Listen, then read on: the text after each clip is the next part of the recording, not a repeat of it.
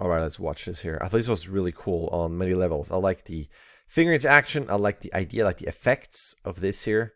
And I like the ends that we have something that comes towards camera and it's the first person, it's the actual character here that does that. I like that idea a lot. But if you go one by one, I thought this is really neat because this is hard to do. This is a big pain where you have to really go frame by frame and adjust and make sure distance works. But it's cool. I like the offset there and the asymmetry there. It's neat. I like that as at the beginning. It draws me in already just because of the complexity. I think if I'd be picky, I would probably change some of the finger poses. I like this. There's enough of a difference there in that pose. This gets a bit too evenly spaced out. And I would probably either bring that thumb lower so you have space between the thumb and then the pinky, or kind of readjust the pose there.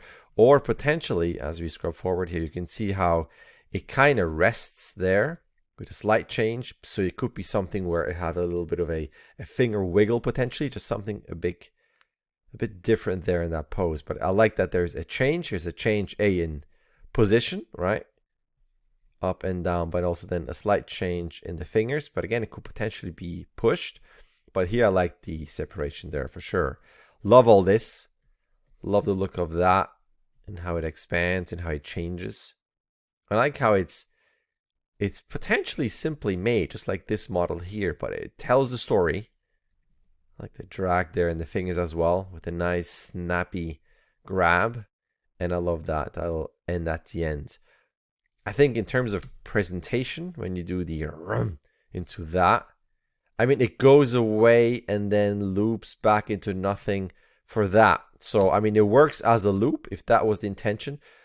If I would do this, I would probably do that a bit higher. And by that, I mean that the bite here and the hand, that it would be more center frame and potentially leave it and not go back into nothing. Because it's a fun idea, but it's kind of almost undersold where it's kind of close to the edge there. So I would probably just go a bit higher if it's okay to leave it there front and center as the end of the story. But if it's supposed to be somewhat played as a loop, I mean, he'll be eating over and over and over. But it's cute how it does go away and starts over. So that would just be the my change of critique there, depending on if this needs to loop or not.